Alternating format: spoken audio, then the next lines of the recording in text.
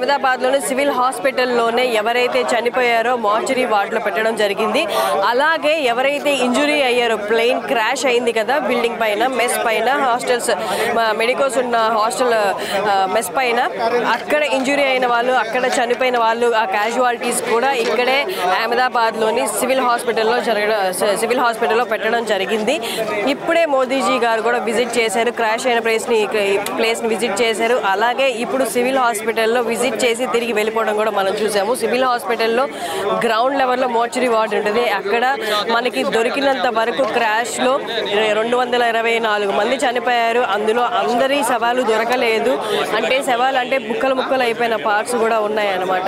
So శవంగా మొత్తం బాడీగా దొరికినవి తీసుకొచ్చి పెట్టారు. అలాగే ఎవరెవరైతే చనిపోయిన వివిధ పార్ట్స్ ఉంటాయో అవి కూడా తీసుకొచ్చి పెట్టారు. DNA ద్వారా తర్వాత గుర్తించవచ్చు అని.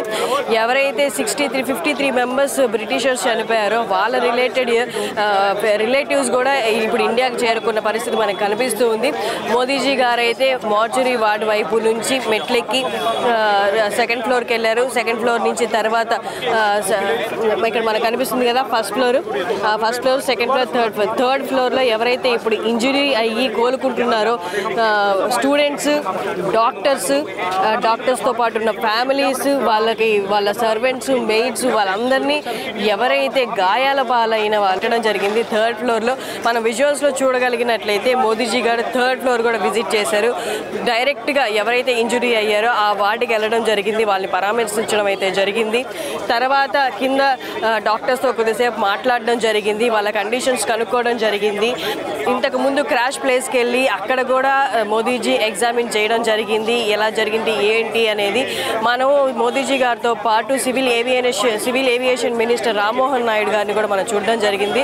సో ఆయన డిపార్ట్మెంట్ కాబట్టి వారితో కలిసి రావడం జరిగింది. ఫస్ట్ క్రాష్ ప్లేస్, తర్వాత ఎవరైతే ఇంజురీ అయ్యారో, తర్వాత ఎవరైతే చనిపోయారో వాళ్ళందరినీ ఇక్కడే ఇదే హాస్పిటల్లో ఇదే బ్లాక్లో ఉంచారు కాబట్టి ఇక్కడ కూడా విజిట్ చేయడం జరిగింది. బందోబస్తుతో జరిగింది. మనకి నిన్న నైట్ సుమన్ టీవీ విజువల్స్లో చూడగలిగినైతే మనకి క్రాష్ ఎక్కడైతే జరిగిందో అక్కడికి దగ్గరగా వెళ్ళగలిగాము. ఈవెన్ నిన్న నైట్ హాస్పిటల్లో ఎవరైతే స్టూడెంట్స్ ఇంజురీ అయ్యి అప్పటికి తరలిస్తూ ఉన్నారో ఆ విజువల్స్ కూడా మనం చూడగలిగాము సుమన్ టీవీ ఎక్స్క్లూజివ్ విజువల్స్లో.